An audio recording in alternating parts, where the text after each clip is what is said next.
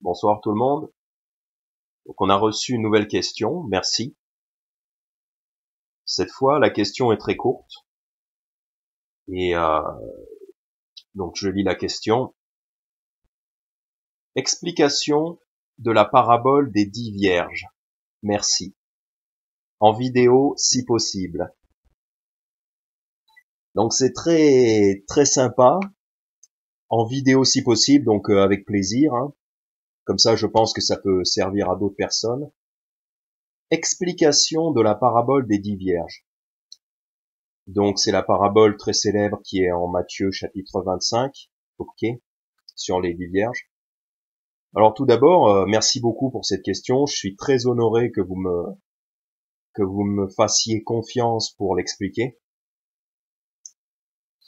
En fait, je suis pas pasteur, ok. Moi j'ai lu la Bible 4 ou 5 fois, je sais plus, 5 fois je crois. Donc c'est pas beaucoup. Et j'ai beaucoup écouté les pasteurs, le pasteur Steven Anderson, pasteur Roger Jiménez. Donc je suis pas un expert. Donc vérifiez par vous-même. Prenez pas tout ce que je dis pour argent comptant, parce que là vous me demandez d'expliquer. Je vais vous donner ma vision. J'y ai beaucoup réfléchi, ça a beaucoup tourné dans ma tête aujourd'hui. Et en fait, ce que je fais, c'est que je vais pas sortir tout un tas de sagesse de ma tête, mais en fait, je vais vous donner beaucoup de versets, parce que quand on voit cette parabole, ça me fait penser à un verset qui est là-bas, ça me fait penser à un autre verset qui est là-bas, et tout ça, je le mets en connexion. En fait, j'explique pas vraiment, mais la Bible s'explique elle-même. Voilà. La Bible s'explique elle-même. Donc, comme j'ai déjà en tête d'autres versets qui ressemblent et tout ça, qui parlent des choses similaires, je mets en connexion ces versets. Donc, vous me demandez d'expliquer. Je vous remercie de me faire confiance pour ça. Mais sachez que voilà, c'est la Bible qui va s'expliquer elle-même, en fait. Et j'espère que je vais réussir à mettre en connexion ces versets pour que vous compreniez bien, que j'arrive bien à m'expliquer. Mais c'est pas vraiment moi qui vais l'expliquer, ok? C'est vraiment la Bible elle-même. On va vraiment essayer de faire en sorte que la Bible elle-même s'explique elle-même. C'est ça l'intérêt. Parce que c'est Jésus qui nous enseigne. C'est lui-même qui nous enseigne. Donc la Bible s'explique elle-même. Jésus est la parole de Dieu, c'est lui qui explique. Donc on va faire en sorte que la Bible s'explique elle-même. Et j'espère que ça va bien fonctionner. Donc je vais prier. Donc pour ça, Seigneur, je t'en prie, aide-moi à être bien clair et à bien transmettre le message pour que ce soit bien compris et qu'on comprenne tous la parabole. Amen. Donc en plus, ça m'a bien aidé à réviser pas mal ce sujet. Alors, tout d'abord, je vais lire la parabole des 10 vierges, donc en Matthieu chapitre 25. Ok, donc je vais la lire en entier. Matthieu chapitre 25, commençant au verset 1. Alors, le royaume du ciel sera semblable à 10 vierges qui, ayant pris leurs lampes, allèrent à la rencontre de l'époux. Or, 5 d'entre elles étaient sages et 5 étaient folles. Celles qui étaient folles, en prenant leurs lampes, n'avaient point pris d'huile avec elles. Mais les sages avaient pris de l'huile dans leurs vaisseaux avec leurs lampes. Et comme l'époux tardait à venir, elles s'assoupirent toutes et s'endormirent. Puis, à minuit, un cri s'éleva. Voici l'époux qui vient, sortez à sa rencontre. Alors toutes ces vierges se levèrent et préparèrent leurs lampes. Et les folles dirent aux sages, donnez-nous de votre huile, car nos lampes s'éteignent. Mais les sages répondirent, disant, non, de peur qu'il n'y en ait pas assez pour nous et pour vous. Allez plutôt vers ceux qui en vendent, et achetez-en pour vous-mêmes. Mais, pendant qu'elles allaient en acheter, l'époux vint, et celles qui étaient prêtes entrèrent avec lui au mariage, et la porte fut fermée. Après cela, les autres vierges vinrent aussi, disant, Seigneur, Seigneur, ouvre-nous. Mais il répondit et dit, je vous dis en vérité que je ne vous connais point. Veillez donc, car vous ne savez ni le jour, ni l'heure en laquelle le Fils de l'homme vient. Ok. Donc, en fait, ça mériterait carrément un sermon tout entier, parce que c'est une parabole qui est quand même assez longue et il y a beaucoup d'éléments. Donc je vais faire de mon mieux. J'ai pensé à beaucoup de versets qui expliquaient la parabole. Donc voilà, ça va durer pas mal de temps, je pense. Donc commençons. Alors, tout d'abord, comme toutes les paraboles, il faut pas les prendre littéralement. Ok, c'est des illustrations. C'est une illustration. Et nous autres qui sommes sauvés, on sait comment on est sauvé. On est sauvé par la foi en l'évangile, par la foi en Jésus-Christ. Et on sait qu'une personne qui est sauvée ne peut pas perdre son salut. Typiquement, en Jean chapitre 10 au verset 28, c'est Jésus-Christ qui nous fait cette promesse. Il dit, à propos des gens qui croient en lui, mes brebis, donc les gens qui croient en lui, c'est les brebis, mes brebis entendent ma voix, et je les connais, et elles me suivent. Et je leur donne la vie éternelle, et elles ne périront jamais, et nul ne les ravira de ma main. Donc Jésus promet aux gens qui croient en lui que ces gens-là ne périront jamais. Donc les croyants ont la vie éternelle. Ça, c'est vraiment la base, c'est l'évangile. Donc les brebis ne périront jamais. Et Jésus dit au verset 28, « Et je les connais ». Donc Jésus connaît ces brebis. Or là, dans Matthieu 25, la parabole des 10 vierges, donc, au verset 12, il dit, mais il répondit et dit, je vous dis en vérité que je ne vous connais point. Donc quand dans une parabole, il est dit à quelqu'un, donc là en l'occurrence une vierge, quand il est dit à quelqu'un des mots comme ça, comme je ne vous connais point, on a vu que Jésus connaît ses brebis. Donc quand il est dit je ne vous connais point, ou alors retirez-vous de moi, ou alors on a d'autres exemples juste à côté, donc au chapitre 24, donc juste avant, il dit à un serviteur, donc à ce serviteur infidèle, il dit, et il le taillera en pièces, et il lui donnera sa part avec les hypocrites, là seront les pleurs et les grincements de dents. Donc là, il dit à un homme, au chapitre 24, Matthieu 24, verset 51, il dit à un homme qui va lui donner sa part avec les hypocrites, et il y aura des pleurs et des grincements de dents. Les pleurs et les grincements de dents, c'est une expression qui est aussi utilisée dans le contexte d'envoyer des gens en enfer. C'est le contexte de l'enfer, d'envoyer des gens en enfer. Donc quand on a ce genre de choses, quand on a des pleurs et les grincements de dents, donc quelqu'un qui va en enfer, dans une parabole, donc quand on a les pleurs et les grincements de dents dans une parabole, ok. Quand on a Jésus qui ne connaît pas quelqu'un dans une parabole, et juste après aussi, c'est marrant parce que juste après la parabole des vierges, il y a une autre parabole. Dans Matthieu 25, des versets 14 à 30, il y a une autre parabole. Et au verset 30, il dit « Jetez le serviteur inutile dans les ténèbres de dehors. Là seront les pleurs et les grincements de dents. » Donc troisième exemple, cette expression aussi, jetez-le dans les ténèbres de dehors. Les ténèbres de dehors, c'est l'enfer. Pareil, c'est une expression qui est utilisée dans le cadre d'envoyer les gens en enfer. Et en plus, il dit, là seront les pleurs et les grincements de dents. Donc, au chapitre 24, il y a quelqu'un qui a des pleurs et des grincements de dents. Au chapitre 25, il y a une vierge, il y a des vierges dont le Seigneur dit qu'il ne les connaît pas. Au chapitre 25, au verset 30, il y a un serviteur qui est jeté dans les ténèbres de dehors, là seront les pleurs et les grincements de dents. Donc dans ces trois cas, ça peut pas parler d'une personne sauvée, ok? Ça peut pas parler d'un individu sauvé, parce que nous autres, les croyants, on sait, on a compris et on a cru, donc on le sait,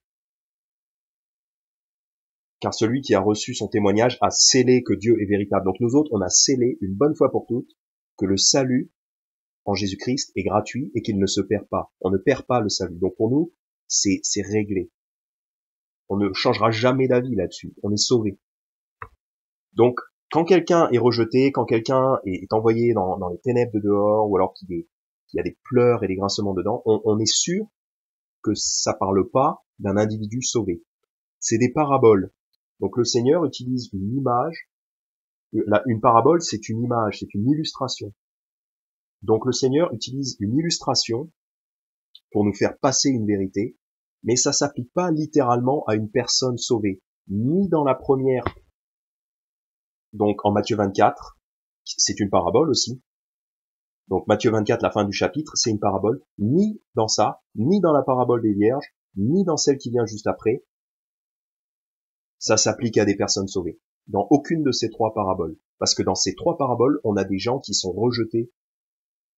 Et ça utilise un vocabulaire qui est similaire au vocabulaire utilisé pour les gens qui vont en enfer. Donc comme on sait que les gens sauvés ne peuvent pas aller en enfer, on est sûr déjà que ça s'applique pas à des gens sauvés. Donc ça va s'appliquer à autrement, ça va s'appliquer autrement. Donc déjà, rassurez-vous, voilà, parce que souvent les gens lisent cette parabole, ils se disent « Waouh, j'ai peur que je puisse perdre mon salut », mais non, on peut pas perdre son salut. D'ailleurs, c'est ce qu'on a vu, on a vu ça un peu dans la première question-réponse. La dame s'inquiétait un peu, on aurait dit qu'elle avait l'impression que on pouvait perdre son salut si on n'endurait pas jusqu'à la fin. On peut pas perdre son salut. Et là non plus, on peut pas perdre son salut. Donc dans les paraboles, ici il y a trois paraboles. On va étudier celle des vierges, la deuxième. Il y a trois paraboles. Enfin, il y en a quatre, mais en tout cas là, il y en a trois qui, voilà. Quand quelqu'un est rejeté, quand on lui ferme la porte au nez, etc., ça s'applique pas à un individu sauvé. Pour nous, c'est un présupposé. Parce qu'on est sauvé, donc on a déjà compris ça, nous. Parce que si quelqu'un comprend pas ça, il n'est pas sauvé. Donc il peut pas comprendre la Bible. Parce qu'on ne peut comprendre la Bible, on ne peut comprendre la parole de Dieu que si on est sauvé. Parce que si je suis pas sauvé, dans ma tête, je crois qu'il faut faire des bonnes œuvres pour aller au ciel. Donc en fait, quand je vais lire la Bible, je vais tout interpréter comme ça. Donc comme j'ai cette idée-là dans la tête, cette idée fausse, comme quoi il faut faire des bonnes œuvres pour aller au ciel, ben à chaque fois que je vais lire une parabole, je vais l'interpréter en termes de faire des bonnes œuvres. Donc pour moi, si quelqu'un est rejeté, je vais me dire, oulala, c'est quelqu'un qui a pas fait assez de bonnes œuvres. Et ça, c'est les personnes non sauvées qui interprètent la Bible. Pour comprendre la Bible, il faut être sauvé. Il faut avoir compris que le salut est gratuit, juste par la foi, et qu'on ne peut pas le perdre. Donc partant de là, on peut l'interpréter.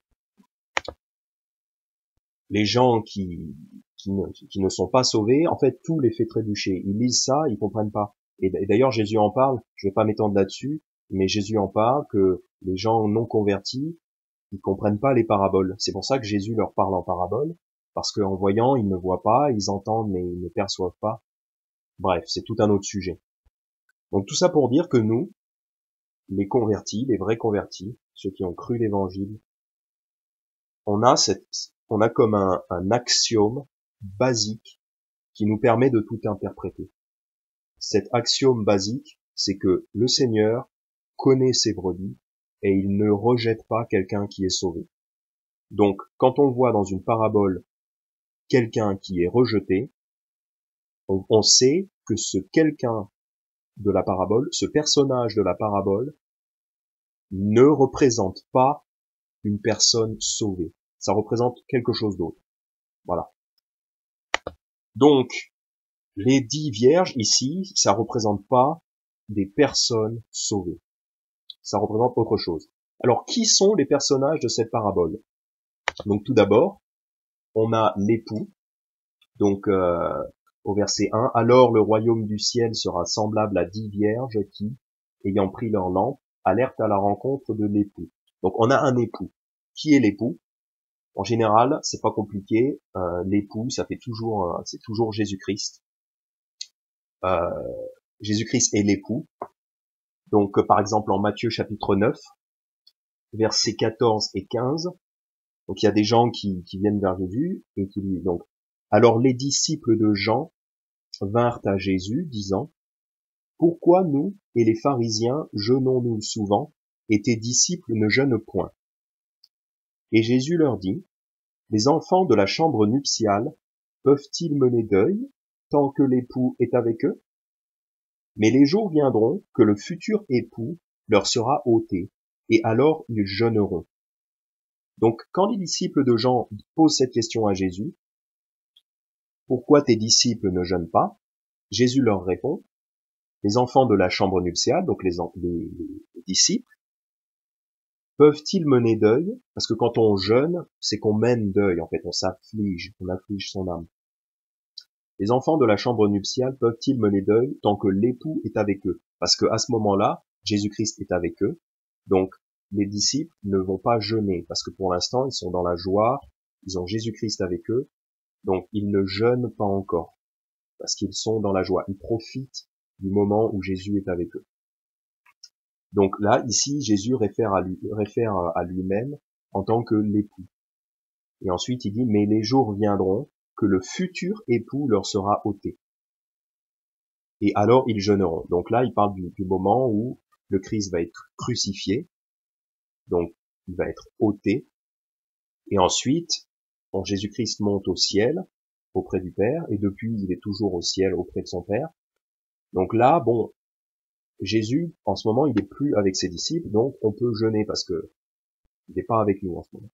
Donc voilà, le futur époux, à ce moment-là, il était avec ses disciples, maintenant il n'est plus. Et il réfère, voilà, Jésus parle de lui-même en tant que l'époux, ou le futur époux, qui va un jour prendre possession de sa fiancée, de son épouse. Donc là, ça parle de Jésus comme étant l'époux. Pareil, en Jean chapitre 3, donc, autre passage qui parle de Jésus comme étant l'époux.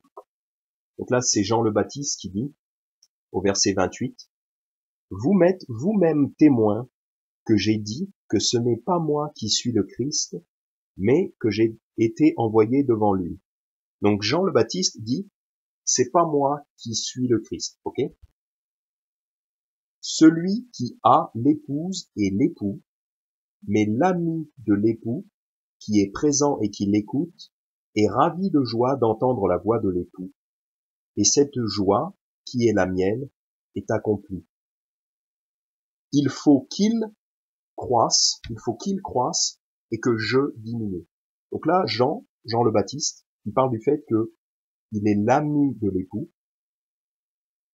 Il n'est pas le Christ, il n'est pas l'époux, il est seulement l'ami de l'époux. Et l'époux, c'est Jésus-Christ. Celui qui a l'épouse et l'époux. Donc le mari qui va bientôt épouser son épouse. C'est Jésus-Christ. Et en Jean chapitre 3, donc au verset 29, à la fin du verset, Jean le Baptiste dit, « Et cette joie, qui est la mienne, est accomplie. » Donc cette joie, parce qu'en fait Jean le Baptiste se réjouit d'avoir rencontré Jésus-Christ dans la chair. Et qui ne se réjouirait pas de rencontrer Jésus-Christ? Donc, parce que Jean le Baptiste a rencontré l'époux, Jean le Baptiste a rencontré Jésus-Christ, et qu'il se réjouit. Donc encore une preuve que le Christ est l'époux.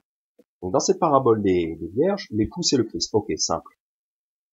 Ensuite, on voit que les vierges, les 10 vierges, elles ont des lampes. Donc, au verset 1, donc ayant pris leurs lampes, elles ont des lampes. Alors qu'est-ce que peuvent représenter les lampes? Eh ben, tout simplement, donc on va chercher dans notre mémoire où est-ce qu'on a entendu parler de lampes dans la Bible.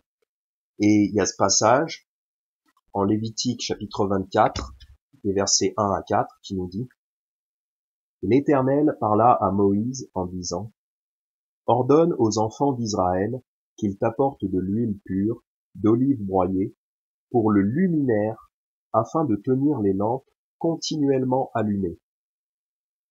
Aaron les arrangera en dehors du voile du témoignage, dans le tabernacle d'assignation, afin qu'elles brûlent du soir au matin devant l'Éternel, continuellement. C'est une ordonnance perpétuelle dans vos générations. Il arrangera les lampes sur le chandelier d'or pur devant l'Éternel, continuellement. Donc là, c'est très intéressant. Parce qu'en fait, le tabernacle et tous les ustensiles qui sont là et tout ça, ça représente les choses qui sont au ciel. Le tabernacle terrestre, en fait, est une représentation des choses qui sont au ciel. Et là, on a le voile du témoignage, au sein duquel il y avait l'arche de l'alliance. Et devant, le Seigneur dit de préparer de l'huile. Donc la même chose que parce que dans la parabole des 10 vierges, il y a de l'huile aussi. Et là, en Lévitique, donc l'Éternel ordonne à Moïse de préparer de l'huile pour le luminaire afin de tenir les lampes continuellement allumées. Aaron les arrangera en dehors du voile du témoignage, donc devant le Saint des Saints, en dehors du Saint des Saints, devant le voile, afin qu'elles brûlent du soir au matin. Donc c'est censé brûler toute la nuit. C'est pour ça qu'il faut de l'huile d'olive. C'est pour faire brûler la lampe toute la nuit. Et on verra dans la parabole des 10 vierges, c'est intéressant parce que les lampes de certaines vierges ne brûlent pas toute la nuit, justement, parce qu'elles n'ont pas pris assez d'huile. Mais là, le Seigneur, en Lévitique 24, il fait très attention de dire de prendre suffisamment d'huile, de prendre de l'huile, de prendre une réserve d'huile d'olive pour que les lampes durent toute la nuit, du soir au matin. Afin qu'elles brûlent du soir au matin devant l'Éternel continuellement. Et il dit continuellement, il le dit 3 fois. Il utilise 3 fois ce mot. Donc c'est quand même important continuellement, du soir au matin. Okay. Donc le tabernacle terrestre qui représente les choses célestes, il faut qu'il soit éclairé continuellement toute la nuit. C'est important pour Dieu. Donc déjà c'est intéressant parce qu'on voit que les vierges, elles ont des lampes. Et en Lévitique, on voit que c'est important pour Dieu que les lampes, le chandelier soit allumé toute la nuit. Donc les vierges dont les lampes ne sont pas allumées toute la nuit, on voit que elles ont raté quelque chose avec Dieu. On voit qu'elles n'ont pas fait leur boulot déjà comme Dieu le voulait. Parce que Dieu montre les choses célestes, il les montre dans le tabernacle terrestre. Et c'est important pour lui que la lumière reste allumée toute la nuit. Et il y a 5 vierges qui laissent pas leur lumière allumée toute la nuit. Donc là, elles ont fait une faute. Ok, donc où est-ce que quel autre endroit parle de lampe? Eh ben, parce que c'est comme ça qu'on interprète la Bible. C'est pas compliqué, hein. On voit des concepts, on voit des mots, une lampe. Tiens, on se dit où est-ce qu'il y a des lampes et tout pour essayer de comprendre. Eh ben, en Révélation chapitre 1, on parle aussi de chandelier. Donc Révélation chapitre 1, la Bible s'interprète elle-même. Révélation chapitre 1, versets 11, 12 et 13. Donc disant, je suis l'alpha et l'oméga, le premier et le dernier. Ce que tu vois, écris-le dans un livre et envoie-le aux 7 églises qui sont en Asie, à Éphèse, à Smyrne, à Pergame, à Thyatire, à Sardes, à Philadelphie et à Laodicée. Donc là, c'est les célèbres lettres aux 7 églises. Okay, donc le Christ dit à Jean d'écrire des lettres pour les 7 églises. Et bien sûr, ça nous est utile pour nous aussi. Donc verset 12, alors je me retournai pour voir d'où venait la voix qui me parlait, et m'étant retourné, je vis 7 chandeliers d'or. Et au milieu des 7 chandeliers, quelqu'un de semblable au Fils de l'homme, vêtu d'une longue robe descendante aux pieds, et ceint sur la poitrine d'une ceinture d'or. Donc là, Jean, il a une vision, il voit 7 chandeliers, et au milieu des 7 chandeliers, il voit quelqu'un qui ressemble au Fils de l'homme. En fait, c'est Jésus-Christ. Il voit le Christ au milieu des 7 chandeliers. Et au verset 20, donc c'est quoi les chandeliers? Tout simplement, au verset 20, on a la réponse. Donc le Christ nous dit, le mystère des 7 étoiles que tu as vues dans ma droite et des 7 chandeliers d'or, le voici. Donc il nous dit, il nous donne la solution. Le voici, le mystère. Les 7 étoiles sont les anges des 7 églises et les 7 chandeliers que tu as vus sont les 7 églises. Donc le Christ écrit 7 lettres à 7 églises et les 7 chandeliers sont les 7 églises. C'est très important. Donc les chandeliers représentent les églises. Aussi, pour confirmer que le chandelier représente une église, on a Jésus qui dit à ses disciples en Matthieu chapitre 5, verset très célèbre, commençant au verset 14, il parle à ses disciples, il leur dit, vous êtes la lumière du monde. Une ville située sur une montagne ne peut être cachée, et on n'allume point une chandelle pour la mettre sous un boisseau, mais sur un chandelier, et elle éclaire tous ceux qui sont dans la maison. Donc ça rejoint ce que le Seigneur disait en Lévitique 24. En Lévitique 24, il voulait que la lumière soit allumée toute la nuit. Ici, en Matthieu 5, le Seigneur dit, on n'allume pas une chandelle pour la mettre sous un boisseau, donc pour la cacher. Non, au contraire, si on allume une chandelle, c'est pour la mettre sur un chandelier, pour qu'elle éclaire tous ceux qui sont dans la maison. Donc le Seigneur veut que la lumière brille constamment. Et on a vu que le chandelier, c'est l'Église. Donc Matthieu 5, verset 16, que votre lumière luise ainsi devant les hommes, afin qu'ils voient vos bonnes œuvres et qu'ils glorifient votre Père qui est dans le ciel. Donc, là, il leur dit clairement que votre lumière luise ainsi. Donc, il dit, les disciples, ils ont la lumière. La vraie lumière du monde, la lumière du monde, c'est le Christ. Mais puisque le Christ n'est plus là, il nous a chargé de faire briller la lumière. Il a chargé à ses disciples de faire briller la lumière de l'évangile. On va voir ça plus tard. Donc le Seigneur veut que la lumière brille, que la lumière ne soit pas cachée.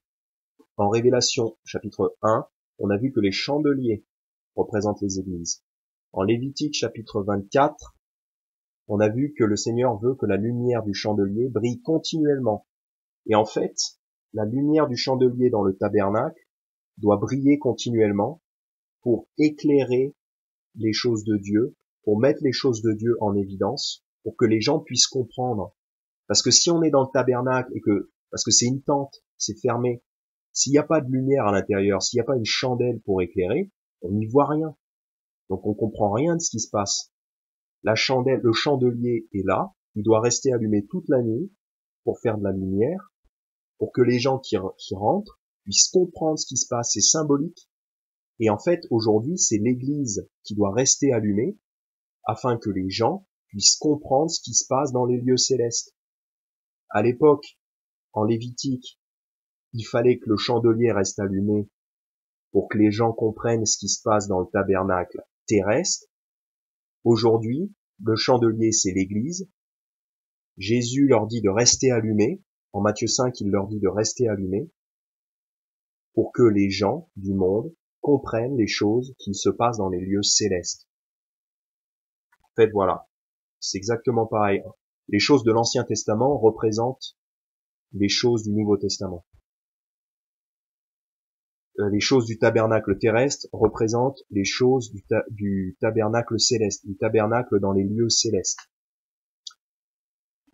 Donc pour en revenir à la parabole des 10 vierges, on voit que les vierges, elles ont des lampes.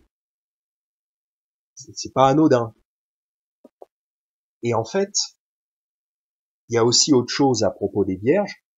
Donc on a vu déjà que les vierges, ça correspond pas à une personne sauvée, ça représente autre chose. Ça, on l'a vu déjà. Elles portent des lampes déjà, premièrement, elles portent des lampes. Mais qu'est-ce que ça peut représenter une vierge qui va à la rencontre d'un époux? Puisqu'on a vu que l'époux, c'est Jésus-Christ. Donc, quelle vierge va à la rencontre de l'époux? On cherche d'autres passages dans la Bible qui en parlent, ok? Voilà, comme d'habitude, on cherche des passages qui ressemblent, qui ont le même esprit. Et il y a notamment Romains chapitre 7, verset 4, donc qui parle un peu de ce concept-là. Donc, l'apôtre Paul parle à l'église qui est à Rome, il leur dit: ainsi donc, vous aussi, mes frères, vous êtes devenus morts à la loi par le corps de Christ, pour que vous soyez mariés à un autre, savoir, donc c'est-à-dire, à celui qui est ressuscité des morts, afin que nous portions du fruit pour Dieu. Donc là, en gros, ce que dit Paul, c'est que il leur dit, voilà, vous vous êtes convertis, vous êtes morts à la loi par le corps de Christ, pour que vous soyez mariés à un autre. Donc il dit, vous êtes maintenant mariés à un autre. Donc en fait, il les compare à une épouse, à quelqu'un qui va marier quelqu'un d'autre. Et ce quelqu'un d'autre, c'est celui qui est ressuscité des morts, donc Jésus-Christ, afin que nous portions du fruit pour Dieu. Là, il utilise l'analogie du mariage. On est mort à la loi par le corps de Christ, de façon à pouvoir épouser quelqu'un d'autre. Parce que la loi disait que tant que le précédent mari n'est pas mort, on n'a pas le droit de se marier à un nouveau mari. Sinon, c'est de l'adultère. Donc là, on est mort à la loi par le corps de Christ pour en épouser un autre. Il utilise l'analogie du mariage pour représenter le fait que Christ et les croyants s'unissent, en fond. C'est une analogie. Donc là, dans ce cas-là, la Vierge, qui va à la rencontre de l'époux, dans Matthieu chapitre 25, dans la parabole des 10 vierges, ces vierges-là, en fait, ça peut représenter une église. Ça représente pas une personne sauvée, ça représente une église. Puisqu'en Romains chapitre 7, on voit bien que Paul compare les frères à quelqu'un qui va épouser le Christ. C'est une analogie. C'est rigolo, les frères sont comparés à quelqu'un qui va à une fiancée. C'est rigolo, mais c'est une analogie. Donc en fait, en Matthieu 25, la parabole, les vierges qui vont à la rencontre de l'époux, c'est des églises, tout simplement. Ça représente des églises.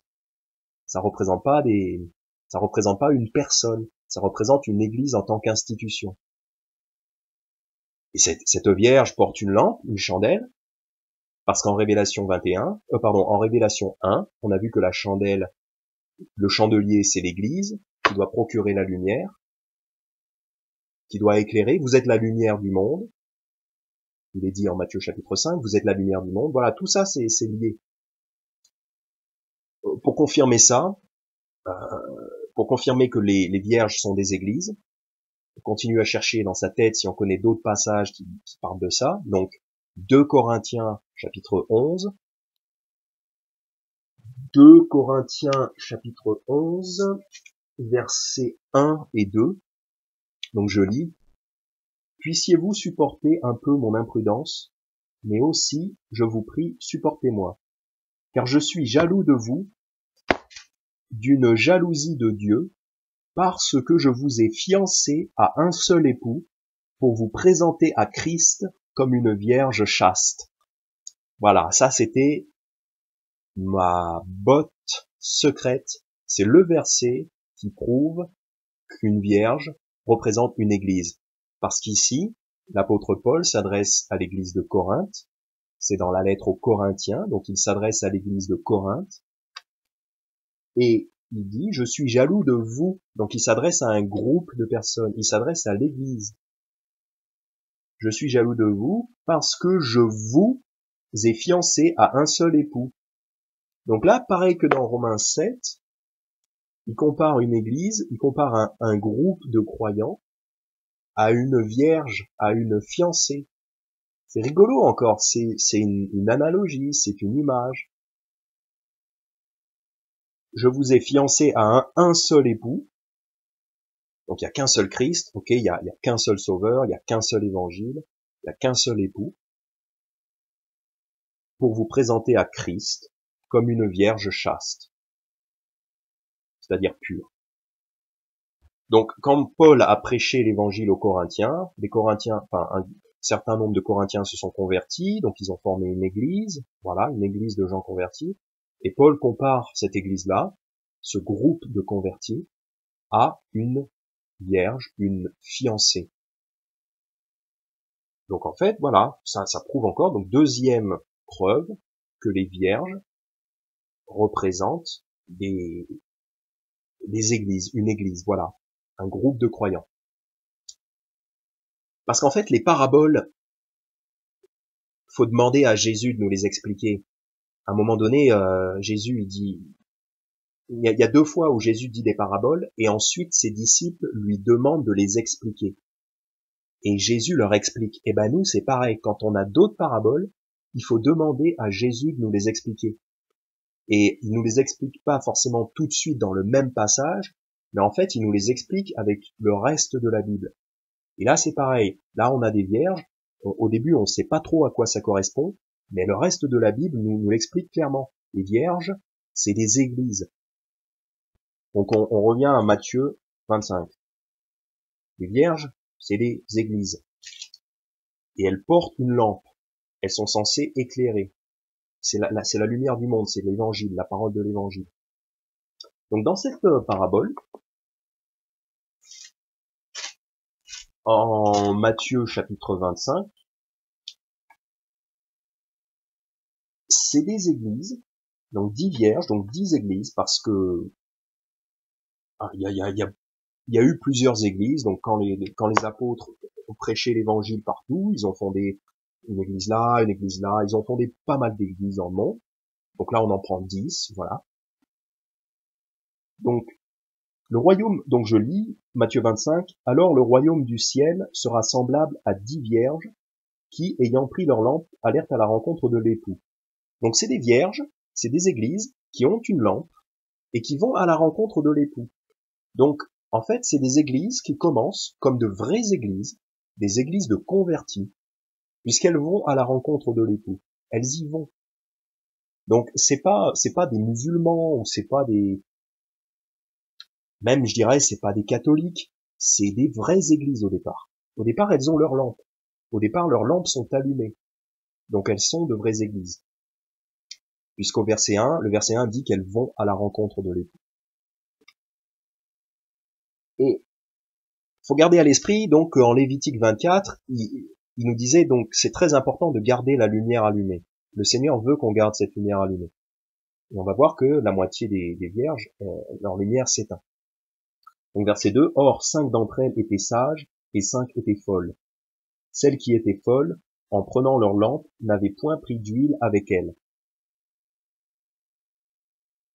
Et comme l'époux tardait à venir, elles s'assoupirent toutes et s'endormirent. Puis, à minuit, un cri s'éleva. Voici l'époux qui vient, sortez à sa rencontre. Alors toutes ces vierges se levèrent et préparèrent leurs lampes, et les folles dirent aux sages, donnez-nous de votre huile, car nos lampes s'éteignent. Ok, donc on voit que là, il y en a la moitié des vierges, donc 5. Donc il y a certaines églises, leurs lampes s'éteignent. Et ça, la lampe qui s'éteint, c'est très grave. Donc on a vu que le Seigneur tient absolument à ce que sa lampe reste allumée dans son tabernacle toute la nuit. Et en fait, la lumière d'une église, c'est l'évangile. On peut voir ça, par exemple, en 2 Corinthiens chapitre 4, des versets 3 à 7. Faut pas que la lumière de l'église s'éteigne, parce que la lumière, ça représente la prédication de l'évangile, ça représente la prédication de la bonne doctrine. Et donc en 2 Corinthiens chapitre 4, des versets 3 à 7, il est dit que si notre évangile est voilé, il est voilé pour ceux qui sont perdus, en qui le Dieu de ce monde a aveuglé les pensées de ceux qui ne croient point, de peur que la lumière du glorieux évangile de Christ, qui est l'image de Dieu, ne brille pour eux. Donc là, il dit que le Dieu de ce monde, donc Satan, a aveuglé les non-croyants, donc les non-croyants sont aveugles. Ils ont besoin que les croyants leur apportent la lumière. Ils ont besoin que l'Église leur apporte la lumière. C'est pour ça que c'est très important que la lumière ne s'éteigne pas, parce que si la lumière s'éteint, les non-croyants ne peuvent plus être libérés du pouvoir de Satan. Donc c'est très important que l'Église garde sa lumière allumée pour pouvoir éclairer les non-croyants. Parce que la lumière représente l'Évangile. Hein, de peur que la lumière du glorieux Évangile de Christ, qui est l'image de Christ, ne brille pour eux. Donc là, la lumière représente l'Évangile, le glorieux Évangile de Christ. Et c'est ça qui convertit les gens. Autrement, les gens sont dans les ténèbres. Les non-croyants sont dans les ténèbres. Ils ne comprennent rien, ils ne savent pas où ils vont et ils finissent par aller en enfer. Donc c'est pour ça c'est très important que l'Église, que la Vierge ne laisse pas sa lumière s'éteindre. Et en fait, si la lumière s'éteint, en fait, ça veut dire que l'Église arrête de prêcher l'Évangile, ou alors elle a dévié sur l'Évangile. Je continue à lire le passage 2 Corinthiens chapitre 4, je continue à lire donc verset 5, « Car nous ne nous prêchons pas nous-mêmes, mais nous prêchons Christ Jésus le Seigneur, et pour nous, nous sommes vos serviteurs à cause de Jésus, car Dieu, qui a dit que la lumière resplendisse au milieu des ténèbres, est celui qui a resplendi dans nos cœurs pour faire briller la lumière de la connaissance de la gloire de Dieu en la personne de Jésus-Christ. » Donc Dieu a resplendi dans nos cœurs. Donc ça, c'est quand nous-mêmes, on a cru l'évangile, qu'on a été éclairé. Donc notre cœur s'est converti. Et ensuite, on a compris et on a cru l'évangile grâce à une lumière qui a resplendi dans nos cœurs. Et donc, ensuite, il nous dit, pour faire briller la lumière de la connaissance de la gloire de Dieu en la personne de Jésus-Christ. Donc, une fois qu'on a été converti, nous-mêmes, on a cette lumière et on peut la faire briller. Et cette lumière, c'est la connaissance de la gloire de Dieu. C'est la connaissance. Donc, cette lumière du chandelier, qui ne doit pas s'éteindre, c'est la prédication, représente la prédication de la bonne doctrine. La prédication de l'évangile. Et il faut absolument que ça continue dans une église. Parce que c'est vraiment l'objectif principal d'une église. C'est de répandre l'évangile. C'est de remplir la grande commission. Marc 16, verset 15, « Allez par tout le monde et prêchez l'évangile à toute créature. » Donc il faut absolument pas que ça s'arrête dans une église. Dans la parabole des 10 vierges, on voit qu'il y en a 5 pour lesquelles ça s'arrête. Leurs lampes s'éteignent et elles ont plus d'huile. En Lévitique 24, on avait vu que le Seigneur avait dit à Moïse de garder de l'huile pour que les lampes restent allumées. Mais là, en Matthieu 25, dans la parabole des 10 vierges, on voit qu'elles n'ont pas assez d'huile, donc les lampes s'éteignent. Donc elles arrêtent de prêcher l'évangile, ces églises-là ont perdu la bonne doctrine, donc leurs lampes s'éteignent. Alors, Matthieu 25, donc on voit au verset 6, « Puis à minuit, un cri s'éleva, voici l'époux qui vient, sortez à sa rencontre. » Donc au milieu de la nuit, à minuit, on a les signes de l'époux qui arrive. Donc en fait ça, c'est des signes que le Christ revient bientôt. Parce que là, on est dans Matthieu 25. Le contexte, depuis le début de Matthieu 24, c'est le retour du Christ. Relisez le passage, vous allez voir, le contexte, c'est le retour du Christ. Donc de Matthieu 24 jusqu'à la fin de Matthieu 25, Jésus enseigne à propos de la fin du monde et de son retour. Il faut le garder à l'esprit. Et ici, en Matthieu 25, au verset 6, l'époux vient. Donc en fait, c'est au moment du retour du Christ, on voit que il y a certaines des églises qui brillent encore, donc elles ont encore la lumière de l'évangile, elles ont encore la bonne doctrine et elles l'enseignent. Il y a certaines églises qui n'ont plus la bonne doctrine, elles ont dévié sur l'évangile, elles ne brillent plus, elles sont éteintes. Et on voit ensuite, elles vont aller à la rencontre, elles veulent aller à la rencontre, mais elles peuvent pas y aller parce que c'est la nuit. Et la nuit, il fait noir. Si on n'a pas de lampe, on peut pas marcher dans le noir. Et les gens qui n'ont pas la lumière de la parole de Dieu, ils marchent dans le noir. Et là, les vierges, dans Matthieu 25, elles peuvent pas aller à la rencontre de l'époux parce qu'elles ont plus leur lumière, donc elles marchent dans le noir. C'est pour ça qu'elles peuvent pas y aller. Elles peuvent pas aller à la rencontre de l'époux tout de suite. En Jean chapitre 8 au verset 12, Jésus nous dit, verset très célèbre, Jésus parla encore au peuple et dit, je suis la lumière du monde. Celui qui me suit ne marchera point dans les ténèbres, mais il aura la lumière de la vie. Donc celui qui me suit, si une église arrête de suivre le Christ, au fil des années, peut-être qu'une église va faiblir, va arrêter de suivre le Christ, pour une raison ou pour une autre, l'église dévie, et ça arrive, on va le voir plus tard, ça arrive, l'église dévie, elle arrête de suivre le Christ, et ben le Christ, il garantit pas que cette église-là aura toujours la lumière, puisqu'il dit, je suis la lumière du monde, celui qui me suit ne marchera pas dans les ténèbres. Autrement dit, si vous ne suivez pas, vous marchez dans les ténèbres, et là, vous êtes mal, vous ne voyez rien, vous ne savez pas où vous allez.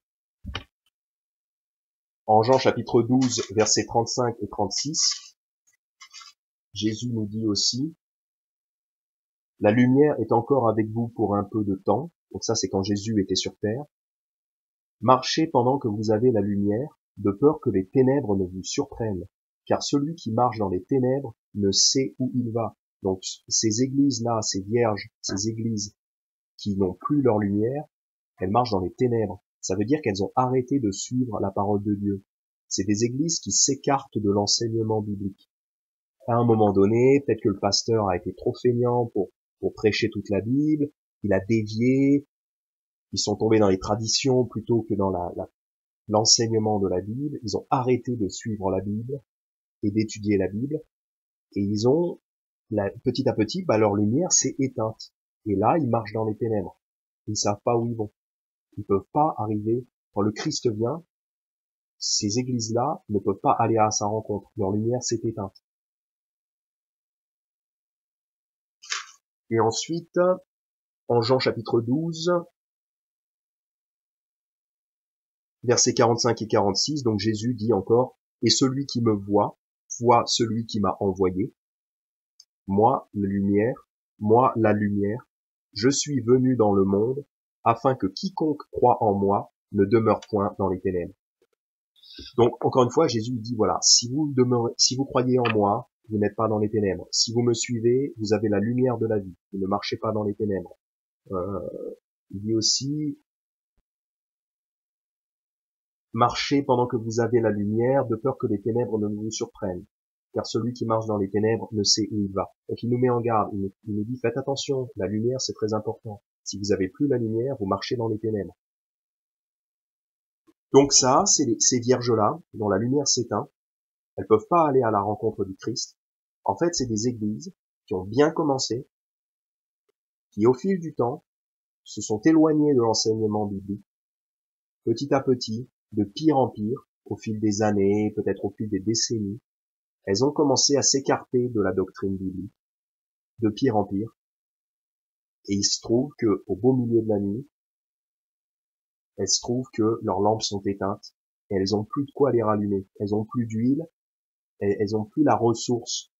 L'huile, des fois, je m'étendrai pas là-dessus, mais des fois ça représente le Saint-Esprit, donc en fait c'est carrément une église qui n'est plus une vraie église de Dieu, en fait, parce qu'elle n'a plus l'Esprit de Dieu.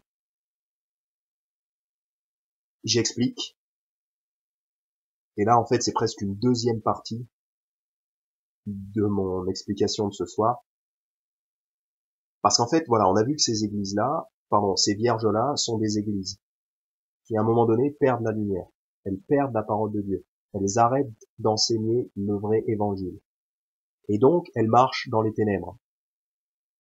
Comment est-ce possible? Parce qu'elles ont bien commencé. Au début, elles avaient de la lumière.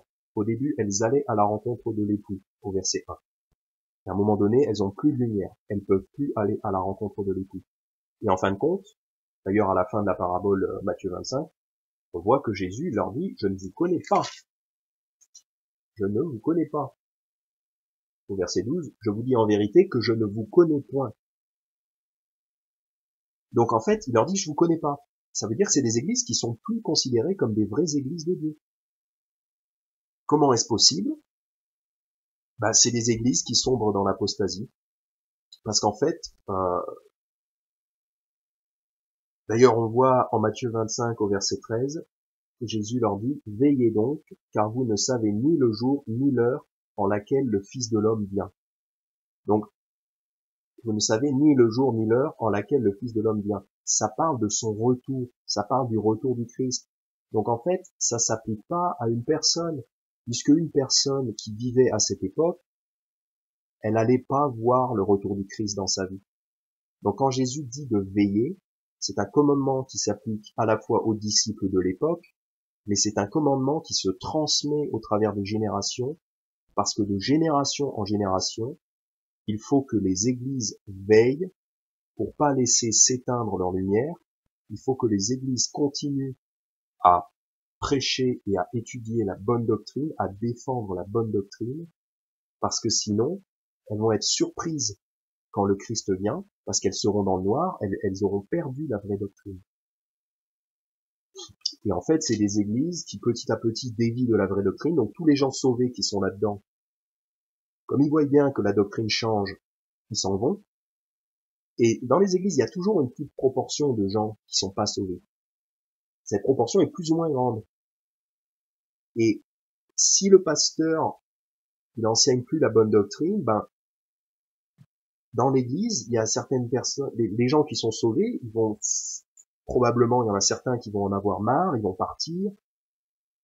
Ou alors, autrement, les enfants vont pas être éduqués correctement dans la bonne doctrine. Donc, quand viendra le tour des enfants de prendre un petit peu les choses en main et tout ça, ils vont plus savoir enseigner et reconnaître la vraie doctrine. Donc petit à petit, l'Église, elle dévie, et à un moment donné, on se retrouve au fait que il n'y a plus un seul vrai chrétien dans cette Église. Donc la lumière s'est complètement éteinte. C'est pour ça que le Christ dit à ces églises-là, il leur ferme la porte au nez, il leur dit, je ne vous connais pas. Parce que c'est devenu des églises de gens qui sont pas sauvés, quoi. Donc typiquement une église pentecôtiste, l'église catholique, toutes les sectes chrétiennes en fait. Et c'est intéressant parce que en fait c'est ça, les églises au départ elles ont bien commencé, les apôtres du Christ ont prêché la bonne doctrine, ils ont monté des églises, mais ensuite il y en a qui ont dévié. Regardez, la preuve, il y a plein d'exemples. Par exemple, on va retourner dans un passage où on était déjà allé, 2 Corinthiens chapitre 11. Donc on y était déjà allé tout à l'heure pour voir que les vierges c'était les églises. Donc on avait lu les versets 1 et 2, où l'apôtre Paul compare donc l'église à une vierge. Et les versets donc 3 à 4 disent, mais je crains que, comme le serpent séduisit Ève par sa ruse, vos pensées ne se corrompent aussi en se détournant de la simplicité qui est en Christ, car s'il venait quelqu'un qui vous prêchât un autre Jésus que celui que nous vous avons prêché, ou si vous receviez un autre esprit que celui que vous avez reçu, ou un autre évangile que celui que vous avez embrassé, vous le supporteriez fort bien. Donc là, l'apôtre Paul, il dit, mais je m'inquiète pour vous parce que s'il y a un faux prophète qui vous annonce un autre Jésus, un autre évangile, un autre esprit, vous le supporteriez fort bien. Ça ne veut pas dire qu'un croyant, individuellement, va arrêter de croire le vrai évangile et qui va se mettre à croire en un salut par les œuvres. Certes, ça ne veut pas dire ça.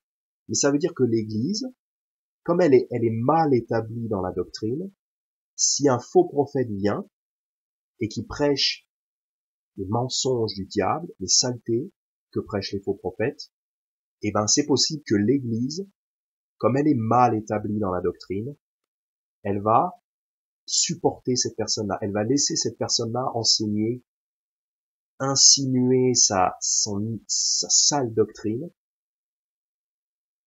et parce qu'au verset 4, il dit, ou un autre évangile que celui que vous avez embrassé, vous le supporteriez fort bien. Les Corinthiens ont reçu le vrai évangile, mais comme ils sont mal établis dans la doctrine, si un faux prophète vient, il risque fort de se laisser corrompre par ce faux prophète. L'Église est en danger. Un croyant qui croit l'évangile ne peut pas arrêter de croire le vrai évangile. Mais une église peut dévier. Par exemple, on voit ça avec les gens qui disent qu'il faut se repentir de ses péchés pour être sauvé. Ça peut vouloir dire tout un tas de choses. En fait, des fois, les gens qui disent ça, ils sont sauvés, mais ils utilisent mal le vocabulaire. Ils sont là.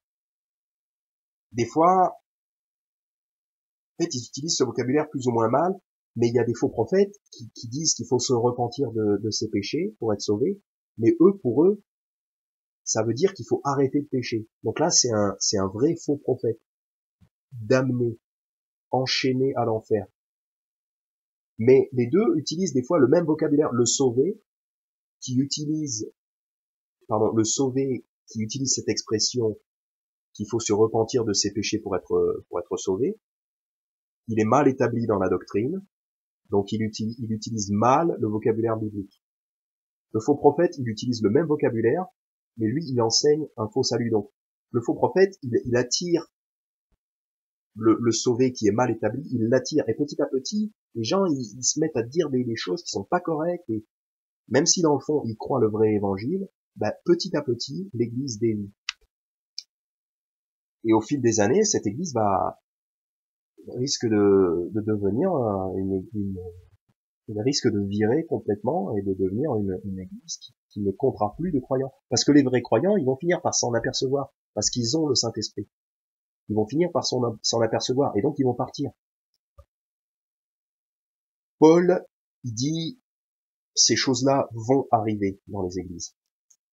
En Actes chapitre 20, c'est très connu, Paul, il met en garde l'église d'Éphèse, si je ne m'abuse. Ouais, c'est ça. Il met en garde l'église d'Éphèse en Actes chapitre 20, commençant au verset 28. Donc, il dit aux anciens de l'église d'Éphèse, « Prenez donc garde à vous-même et à tout le troupeau sur lequel le Saint-Esprit vous a établi surveillant, pour paître l'église de Dieu qu'il a acquise par son propre sang. Car je sais qu'après mon départ, il s'introduira parmi vous des loups redoutables qui n'épargneront point le troupeau, et qu'il s'élèvera parmi vous des hommes qui annonceront des doctrines perverses afin d'attirer des disciples après eux. » Donc là, Paul le dit au verset 30, il dit, « Il s'élèvera parmi vous, des hommes qui annonceront des doctrines perverses. » Donc au sein même de l'assemblée, il y a des pervers, des faux prophètes qui vont s'élever pernicieusement et qui vont enseigner des doctrines perverses, des fausses doctrines. Donc ces gens-là sont damnés. C'est des faux prophètes. Ils sont au milieu d'une bonne église et ils veulent faire le travail du diable pour corrompre cette église. Et le verset 30 nous dit, afin d'attirer les disciples après eux. L'objectif de ces méchants, de ces arbres 2 fois morts, bâtards, fils du diable, leur objectif, c'est d'attirer les disciples à eux. Donc, il y a certains disciples qui vont se laisser corrompre, malheureusement. Ça ne veut pas dire qu'ils arrêtent de croire le vrai évangile, mais ça veut dire que leur tête va être chamboulée, du coup ils savent plus tellement ce qu'ils croient, et comme le faux prophète il est éloquent, ils vont dévier, voilà. Et ça arrive. L'apôtre Paul les met en garde. Et au verset 31, il leur dit, veillez donc. La même chose qui est dit aux vierges. En Matthieu 25, le Christ dit la même chose, il dit veillez donc. Et là, l'apôtre Paul, pareil, il dit veillez donc. Vous souvenant que durant 3 ans, je n'ai cessé, nuit et jour, d'avertir chacun de vous avec larmes. Paul les avertissait parce que Paul savait que les faux prophètes allaient arriver et qu'il y avait un vrai risque que l'Église soit corrompue et déviée. Ça a l'air assez incroyable, mais des exemples comme ça, il y en a. De toute façon, la Bible en parle. On parle aussi en Galates. Je vais pas y aller, mais en Galates chapitre 4, au verset 9 à 11 et au chapitre 5, versets 7 à 12. En fait, Paul parle des faux frères qui se sont introduits pour épier la liberté que nous avons en Christ. Ils se sont introduits pernicieusement et ils ont enseigné un salut par les œuvres. Voilà. Pareil dans les églises de Galatie. Les faux frères ont enseigné un salut par les œuvres. Et les églises de Galatie ont été corrompues par ça. Relisez le livre des Galates, c'est complètement à propos de ce sujet-là. Donc c'est tout à fait possible. Un exemple de la vie réelle, c'est un frère qui m'en a parlé. C'est une église en France, je dirais pas dans quelle ville parce que j'ai pas l'information moi-même de première main, mais on m'en a parlé. Une église en France qui était une bonne église, et puis elle a fini par virer calviniste parce qu'en fait il y a eu un nouveau pasteur et ce pasteur est calviniste, et donc petit à petit l'église a viré calviniste. Et il y avait personne d'assez fort dans la doctrine pour dire non, pour virer ce faux prophète. Il y avait personne d'assez fort et d'assez bon sur la doctrine pour le virer. Donc le faux prophète a pris l'église et l'église a viré calviniste. Donc quand on vire calviniste, on n'enseigne plus le vrai évangile. Là, la lumière s'est éteinte. D'ailleurs, les calvinistes, un vrai calviniste, je veux dire, il prêche pas l'évangile. Donc il y a aucune lumière qui brille. Donc là, l'église, elle vaut plus rien, c'est zéro. Ça vaut plus rien. Et donc quand cette église-là, donc là, on est en 2020, je sais pas depuis combien de temps cette église-là a viré calviniste, et je sais pas quand est-ce que le Christ va revenir, mais quand le Christ revient, il va pas reconnaître cette église-là, elle a viré calviniste. Donc les gens qui étaient sauvés là-dedans, ils en ont eu marre, parce que le calvinisme, c'est une doctrine du diable, donc quelqu'un qui a le Saint-Esprit, il est capable de reconnaître ça. Donc les gens qui étaient sauvés là-dedans,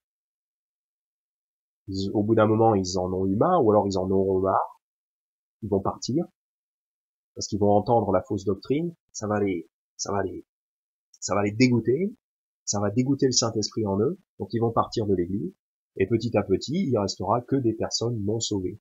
Donc quand le Christ revient, on ne sait pas quand, il y aura peut-être encore une église, mais cette église-là ne sera pas reconnue. Voilà, c'est une vierge dont la lumière se sera éteinte et qui va se faire claquer la porte au nez. Et ces gens-là, ils se croient chrétiens. Ils le sont pas. Ils croient un faux évangile. Quand on est calviniste, c'est qu'on n'a pas compris l'évangile. C'est un exemple. Donc, Paul avait dit, faites gaffe, veillez, parce qu'il y a des loups ravisseurs. Et là, dans cette ville de France dont on m'avait parlé, il y a un loup ravisseur qui a fini par prendre l'église.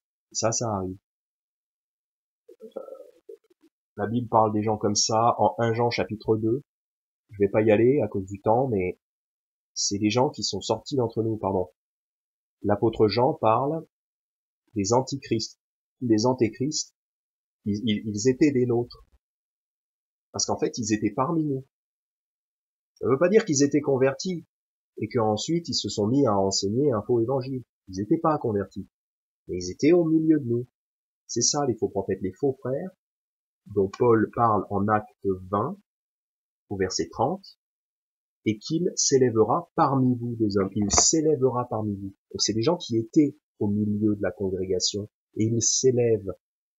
Ça veut dire qu'ils vont parler à droite à gauche, ils vont répandre à droite à gauche leur fausse doctrine, ils vont essayer de s'élever, ils vont vouloir prêcher, ils vont chercher la prédication. Ce qui n'est pas mauvais en soi, c'est bien de chercher la prédication. Et ces faux frères aussi vont essayer de chercher la prédication, justement pour attirer des disciples à eux. Et donc dans 1 Jean chapitre 2, je le lis pas à cause du temps, mais il est dit que ces gens-là sont venus, ils étaient des nôtres. Donc ils étaient parmi nous. Comme Judas. Judas, l'un des 12, il était parmi les disciples. Il était en même temps. Il était parmi eux. Et ils étaient parmi nous, mais ils sont sortis, ils se sont manifestés, donc ils ont commencé à dire des saletés, ils ont commencé à dire les fausses doctrines. Voilà. Et ces gens-là sont un danger. Ils vont faire que les églises s'éloignent. Les vrais croyants, ils ont le Saint-Esprit, donc quelques années, ils vont se dire ah, la doctrine a changé, c'est bizarre, la doctrine a changé, c'est pas comme c'était avant. Et puis à un moment, ils vont arrêter de venir, quoi. Par contre, les gens non sauvés, ils vont aimer ça. Donc en fait, les gens non sauvés vont venir dans ces églises. Et donc finalement, les gens sauvés viennent, les gens non sauvés viennent, les gens sauvés s'en vont. Donc au final, il reste plus que des gens non sauvés. Voilà. Autre exemple aussi d'église qui vire, donc de vierge qui perd sa lampe, dont la lampe s'éteint. C'est un truc qui m'a pas mal gêné, qui m'a laissé un mauvais goût dans la bouche dans la francophonie. C'est la tolérance que les baptistes ont pour le pentecôtisme. C'est pas le sujet là, mais le pentecôtisme, c'est une doctrine du diable et ils enseignent un faux salut. Mais souvent dans les églises baptistes en France, en francophonie, enfin souvent, dans 2 églises où j'ai été allé, j'ai l'impression qu'on ne prêchait pas assez fort contre le pentecôtisme et qu'on tolérait la doctrine pentecôtiste. Et cette doctrine est une doctrine du diable. Notamment au Québec, j'ai été dans une église, une bonne église, une vraie église de convertis que je recommanderais cette église. Mais dans cette église, il y avait des gens qui étaient limite pentecôtistes. Et je veux dire, alors qu'en fait c'est totalement différent. Ceux qui croient dans la doctrine pentecôtiste, ils ne sont pas sauvés. Ils iront en enfer direct. Ceux qui croient à la doctrine pentecôtiste, ils vont en enfer. Ils ne sont pas sauvés. Ils croient qu'on peut perdre le salut. Ils sont perdus. Ils valent pas mieux que des Indiens qui vénèrent un totem. Ils vont dans le même enfer. Ils vont dans le même enfer que les catholiques. Ils vont dans le même enfer que les athées, les pentecôtistes.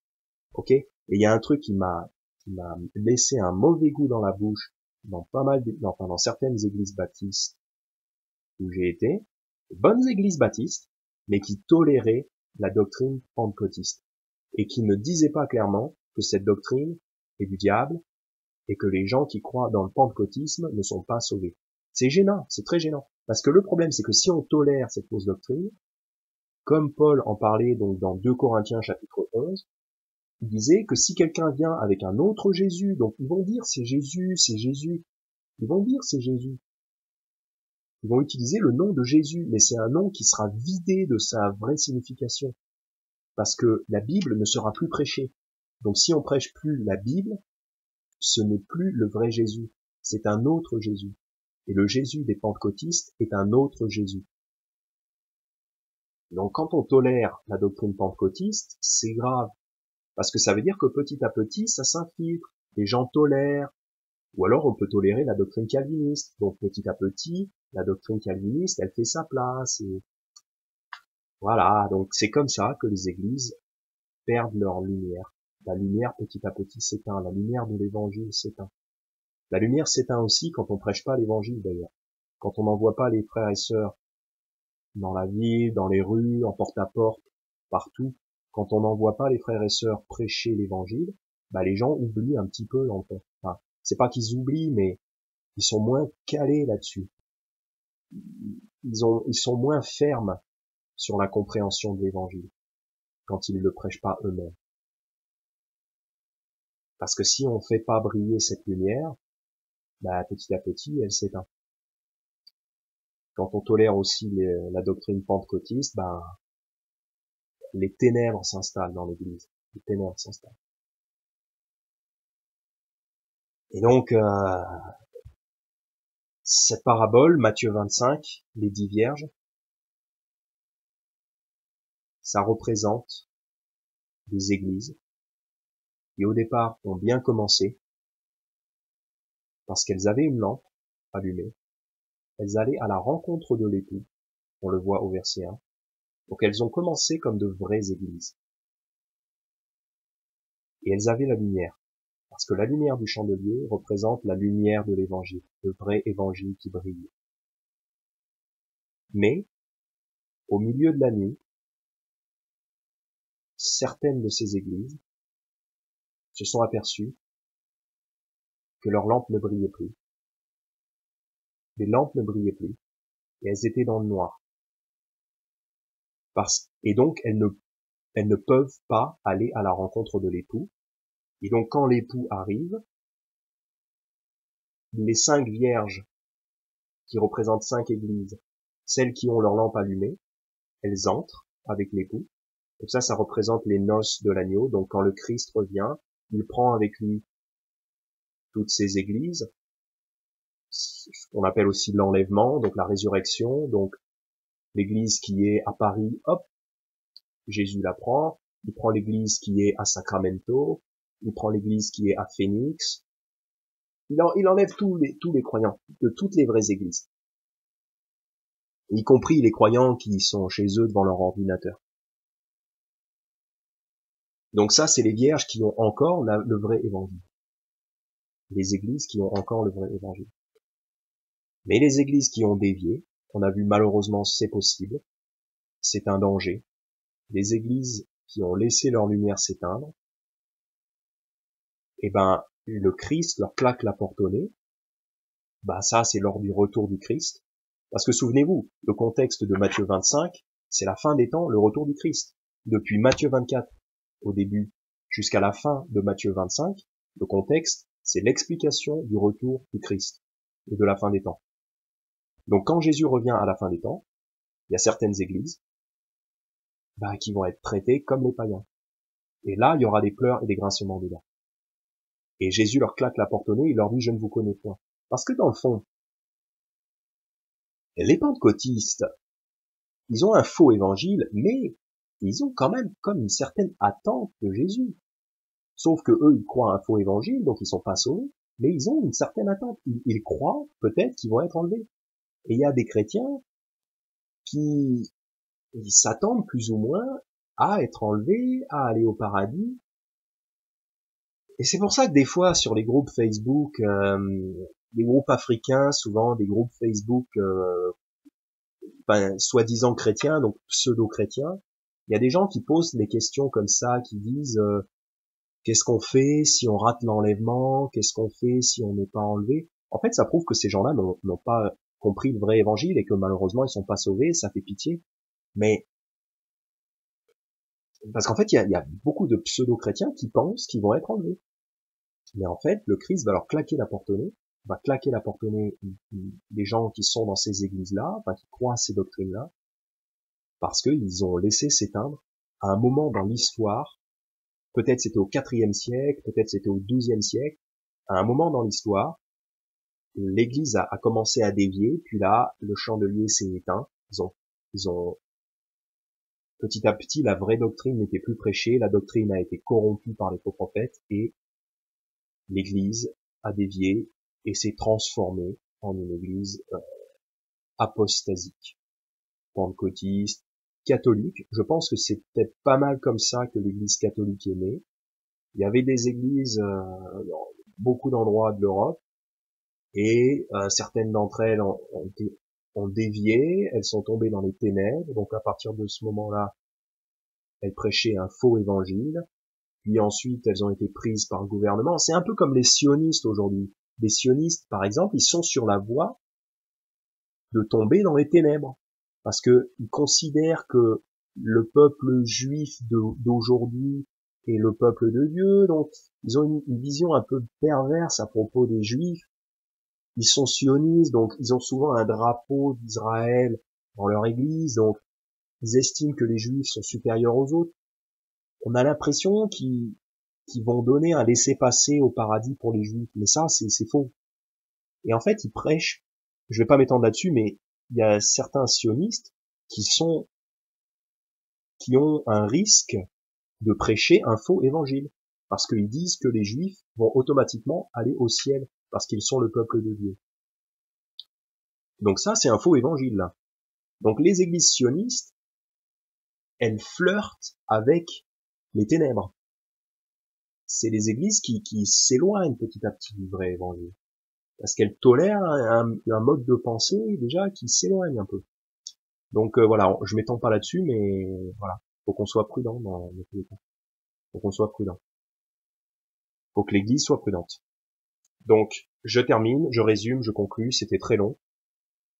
Les vierges sont des églises, et au fil de l'histoire, certaines des églises qui ont bien commencé ont dévié de la bonne doctrine à cause de faux prophètes qui les ont infiltrés. Ces églises-là n'ont pas su conserver la saine doctrine, et donc, quand le Christ revient, il se trouve que ces églises-là qui se nomment elles-mêmes des églises chrétiennes, donc elles sont soi-disant chrétiennes, et ben en fait Jésus leur claque la porte au nez. Donc les gens qui sont dans ces églises-là, s'ils croient à la doctrine enseignée par ces églises-là, ils vont en enfer. La doctrine ne parle pas d'un homme qui va en enfer, ok? Pardon, la parabole, c'est pas à propos d'un homme qui irait en enfer. C'est à propos d'une église qui n'est pas reconnue par Dieu, voilà, que Dieu ne connaît pas. Voilà. Et donc c'est pour ça, en conclusion, Matthieu chapitre 25 au verset 13, le Christ nous dit, veillez donc, car vous ne savez ni le jour, ni l'heure en laquelle le Fils de l'homme vient. Donc, il a dit ça à ses disciples au départ. Veillez donc, veillez. Ça veut dire que tout au long de l'histoire, il faut que les églises fassent attention à la doctrine. Il faut qu'elles veillent. Parce que vous ne savez pas quand le Christ revient. À l'époque, ils ne savaient pas si le Christ allait revenir dans 70 ans, ou dans 500 ans, ou dans 4000 ans. Et aujourd'hui, on ne sait toujours pas quand le Christ va revenir. Donc, faut veiller. Faut bien garder la bonne doctrine. Faut se battre pour que la bonne doctrine soit enseignée et conservée dans nos églises locales. Voilà. Ben, merci beaucoup si vous m'avez écouté jusque-là. J'espère que ça vous a éclairé, et merci Seigneur si ça a pu éclairer quelqu'un. Merci pour vos questions. N'hésitez pas à en poser d'autres. Je me ferai un plaisir d'étudier ça, et si je peux répondre, je le ferai. Voilà, gloire à Dieu, et restez ferme, veillez. Amen.